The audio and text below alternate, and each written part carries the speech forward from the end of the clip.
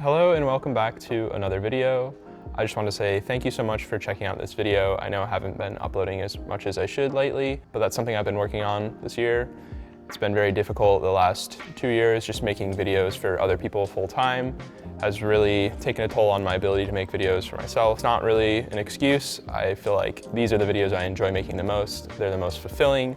So that's what I'm going to try and do, is make more videos like this. In today's video, I wanted to cover my 2022, talk about last year a little bit and some of the things I did, some of the goals I was able to achieve, but also some of the struggles and challenges I was able to overcome.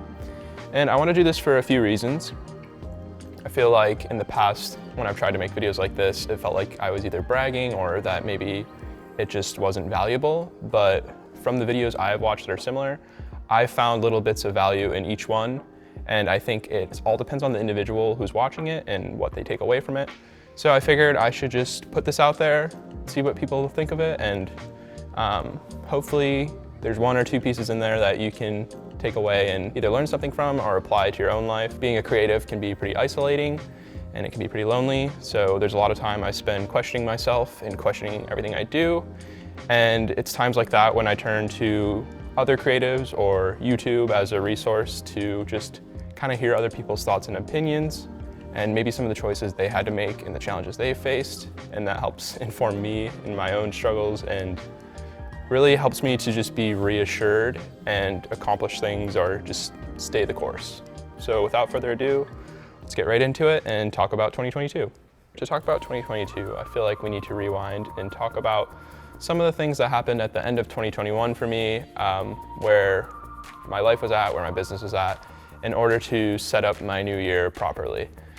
So one of the main things was at the end of 2021, I would think it was like October or November, we ended up onboarding a new client that was going to be our biggest client yet. My business was basically still just making videos job to job. We were basically just navigating things from a month-to-month standpoint, which can be difficult. It is fun and exciting because we get to do a lot of different projects.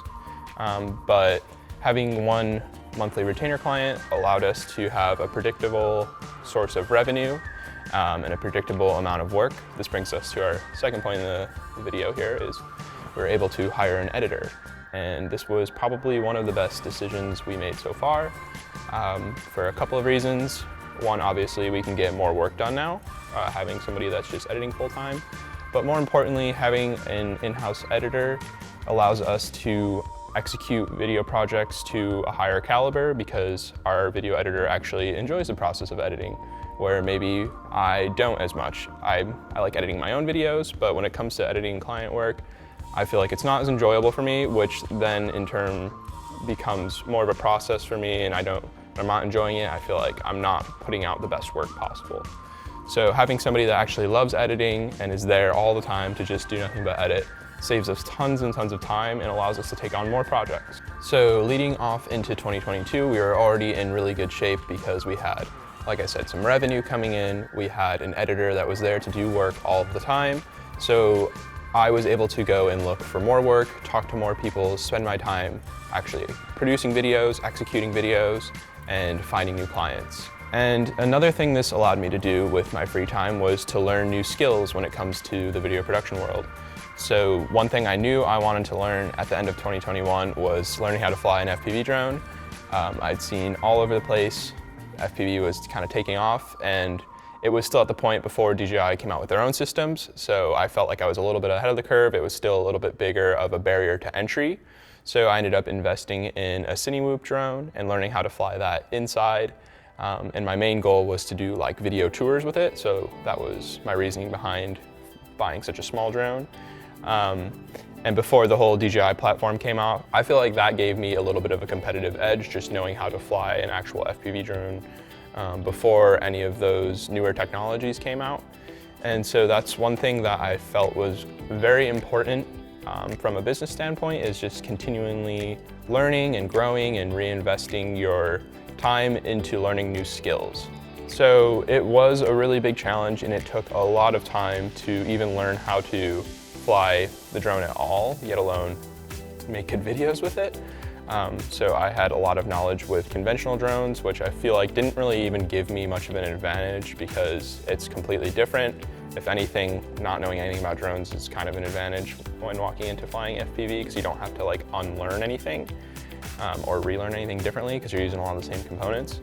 But when it comes to FPV, I've been flying for over a year now, and we've done a lot of different things with it, mostly interior FPV drone work for different businesses. We'll do like video tours, we'll do tours of construction sites, and it's just a great tool to enhance our videos, have a different perspective, and add some excitement into our videos. So our first big project of the year was something that we had already set up right at the beginning of the year. I think even maybe a little bit before the new year, we kind of got some hints that this was going to happen. We were set to shoot a music video for a client, and one of the first production days was going to be down in Miami.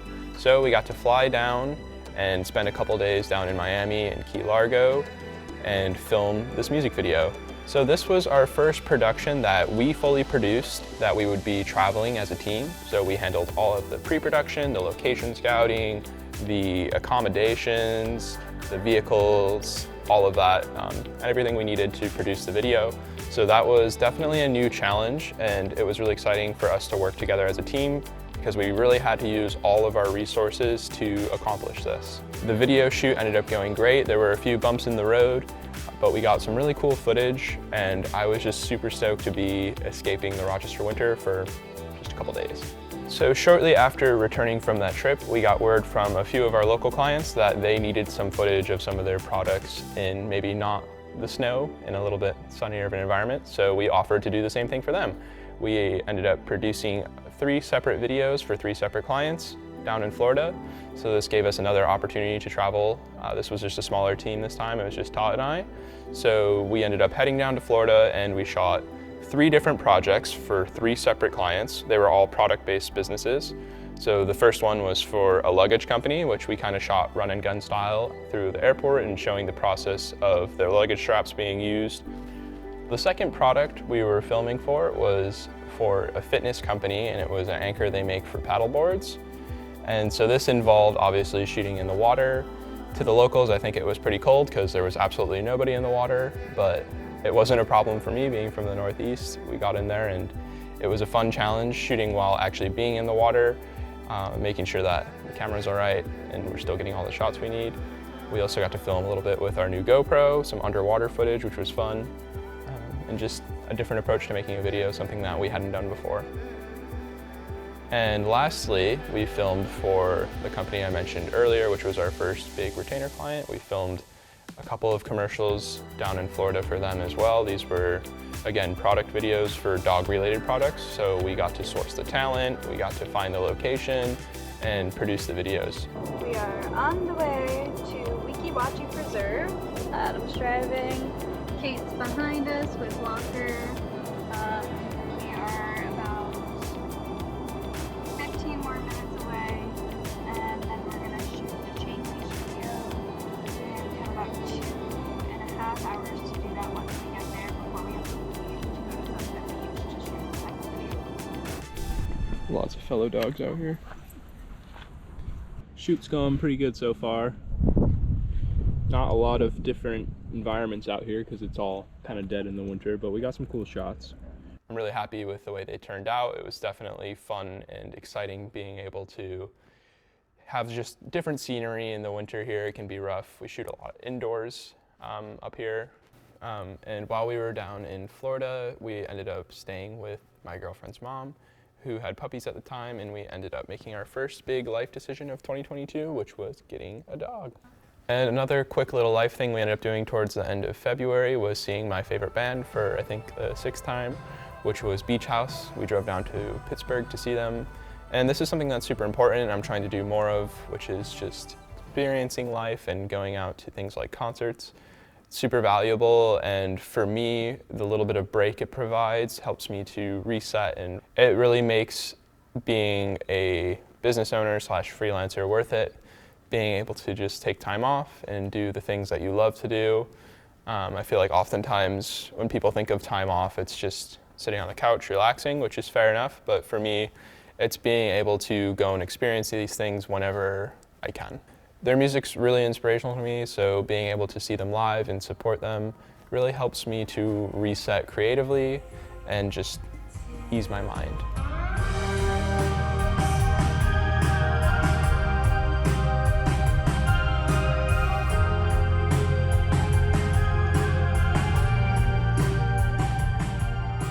So moving on, it's now March and we're back in Rochester. And one of our previous clients, a local private school, ended up reaching out to us to help them produce a few different videos. The main video we were making was for a fundraiser to help provide funding for the school. And then also we filmed a couple of different videos that were going to be used in an application for a grant.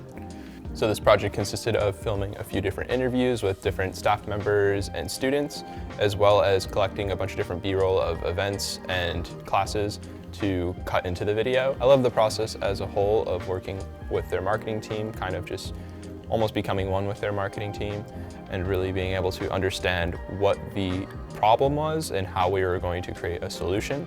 We were able to bring pretty much our whole crew on board and provide lighting, video, audio, and everything they needed to produce these videos.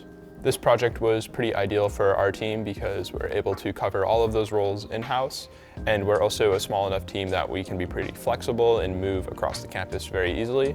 So when it comes to filming these interviews, we were able to quickly and easily move across campus from spot to spot to set up, light, shoot, and record audio for all of these interviews. And then on top of that, in between interviews, we were able to go out and shoot B-roll with various classes and follow different people around to capture these visuals that would assist in the video. So at this point, we're approaching the end of winter and people are still eager to get things produced before all of the snow melts. Everybody knows that in the spring, things tend to ramp up around here, so everybody wants to have their content ready. We were contacted by a few different musicians to do a series of live sessions. A few of them were musicians we had done music videos for before, but some of them were entirely new.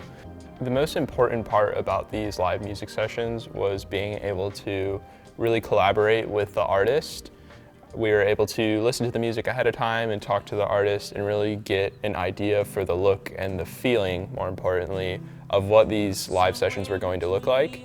So we were in charge of helping develop the set ideas. We built out a lot of these sets. They were pretty simple, but still definitely like visually impactful.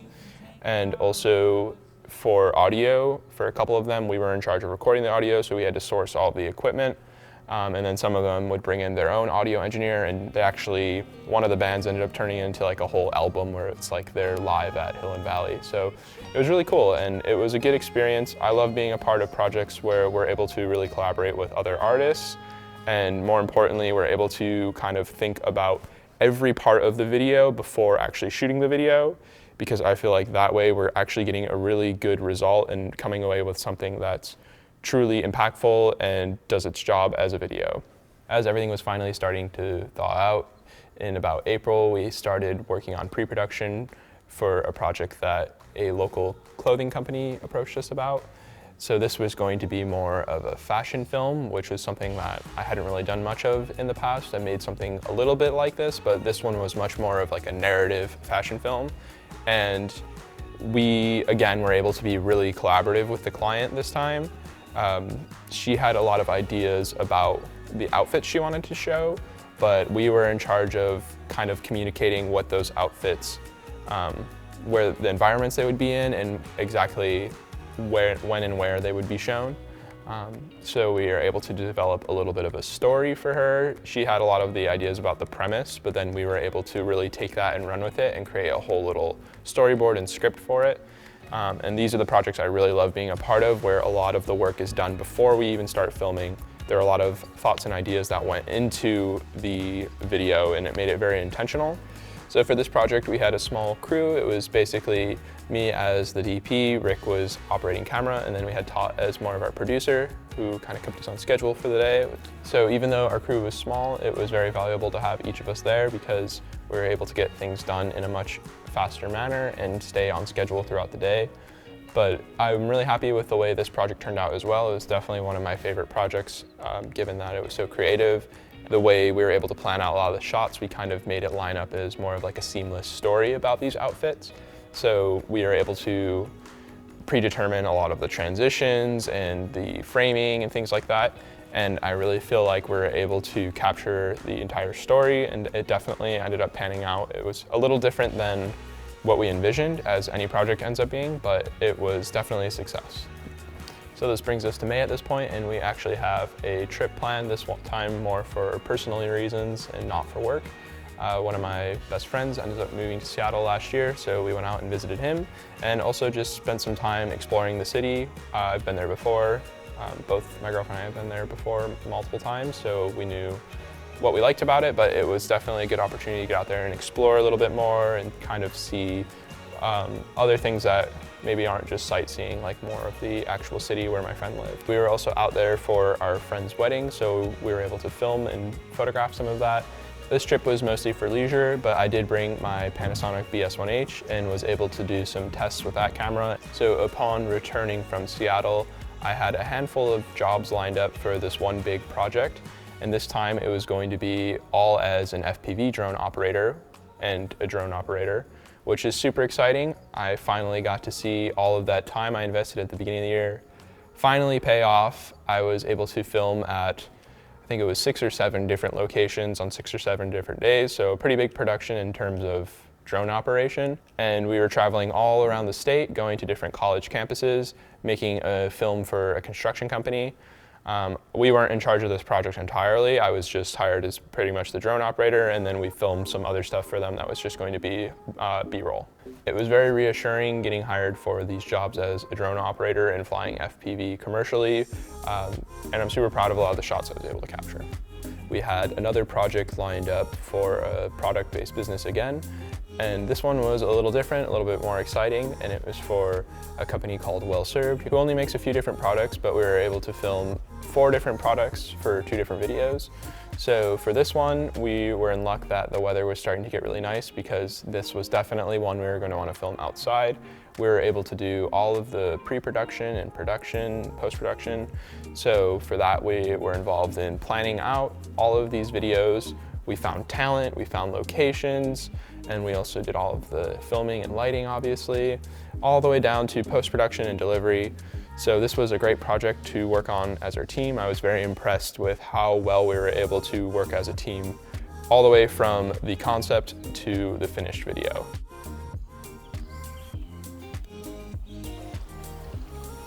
In June, I took a little personal weekend vacation with my friend to the Adirondacks to do some hiking.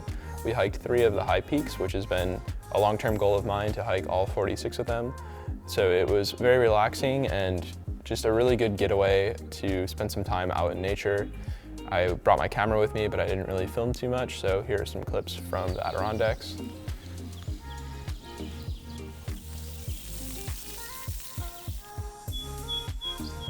The last personal moment I have from 2022 on this list was my trip to Italy and Scotland with my girlfriend and our best friend from Australia. We were able to all meet up in Italy, and we went to the Dolomite Mountains, where we were able to get some really cool photos and videos. Again, this was all just for fun, but it was really exciting to kind of just travel for fun and use my camera for fun again. It really helped to remind me of why I love using my camera and getting to spend time with my favorite people.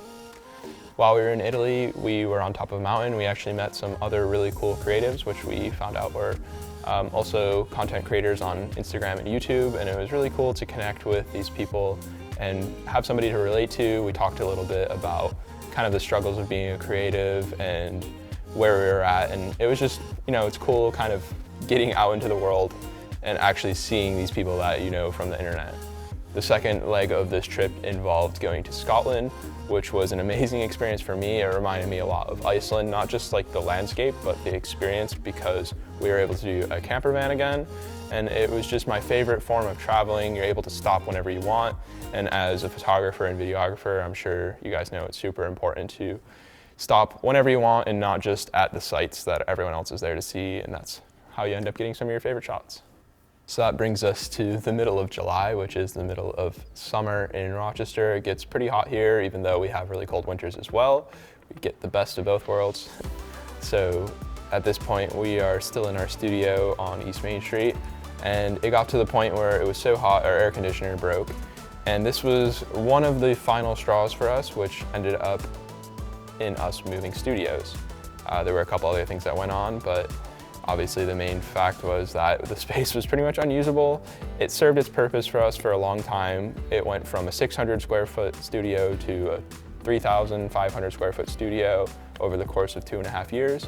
We loved the space. It was a great experience, a great place for us to start, but it resulted in us moving to our new studio. So that was a big portion of 2022 for us, definitely a big milestone for me. A lot of the moving and just moving a business as a whole is not easy, as you can imagine. So a lot of the time was spent organizing this space, designing this space, and I'm really proud of not only our ability to actually acquire a space this nice, but also all of the work and time we were able to put into it. I will have more content in the future about the new studio.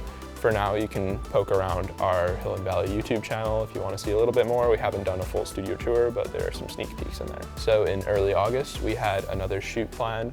We didn't plan on traveling again for business in 2022, but we had a really cool opportunity to work with a client out in LA. So this time it was Todd and I again. We traveled to LA for a photo and video shoot. It was definitely one of the biggest challenges of the year. There are a lot of things that went into the pre-production of this shoot.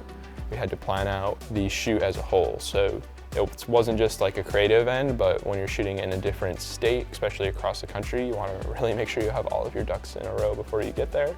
So there was a lot of time spent in logistics, figuring out things like permits and insurance, which was pretty new to us as a production company. We're still a young production company, so we don't always have to do things like that.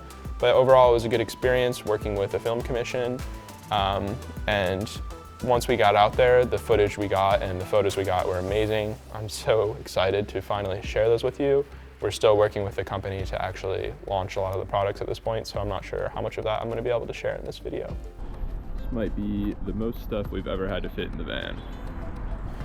So after returning from LA, it was a pretty quiet fall here. We spent a lot of time moving into the new studio and organizing the new studio, but we did have one last larger production in Buffalo, which is the next city over from Rochester. We were able to film a commercial in the NFL team's locker room, which was pretty cool, being able to be a part of a shoot that was shot in a professional sports arena. There's obviously some logistics to that. We didn't produce this one, so we were more so just there, as I was more of like the DP and Rick was kind of a camera operator. We also were in charge of sound. So it was a fun experience collaborating with another production crew, but definitely not as fun as when we get to be in charge of the production as a whole. Although the production was pretty fun, the project as a whole wasn't the most exciting. It was a commercial for some lawyers, so it was mostly just making them look good, making the scene look good, and making sure they hit their lines. But other than that, brings us to December, and Todd and I had a personal trip planned to escape the cold a little bit once again. And we're headed back down to Tampa once again. So we were gonna stay at a resort in St. Pete as a little getaway, but we had a project in the pipeline, and we ended up bringing the product with us because we had a lot more resources down in Tampa already and locations, but most importantly, we also had the weather that was going to cooperate with us. And we knew for this product specifically, it was a leash. We were going to want to film obviously mostly outside, and we needed some beautiful scenery. We didn't want that to be a challenge back in Rochester. So we brought it with us, and we were able to create a really cool video for this product. For me, it was probably one of my favorite videos I created for last year for a couple of different reasons. I really feel like I took it to the next level with the concepts behind it. Instead of it just being a flashy video that highlights how the product is used, I feel like we were able to make it a little bit more conceptual and showcase these elements in a different way. Well, that does it for my 2022. I know we talked about a lot of different things, so I appreciate you sticking in there. Please leave me a comment if there was anything that stood out to you or resonated with you.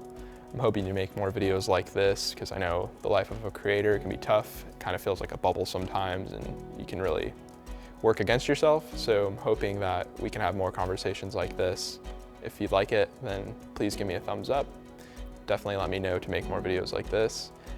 And be sure to subscribe so you can see the more videos in the future. I plan on posting more stuff like this, but also more just filmmaking related gear and equipment videos. But I would like to stick to more conversational videos like this, that we can talk about the struggles of being a creator and kind of how we can overcome them together. So thanks for watching. I hope to see you in the next video.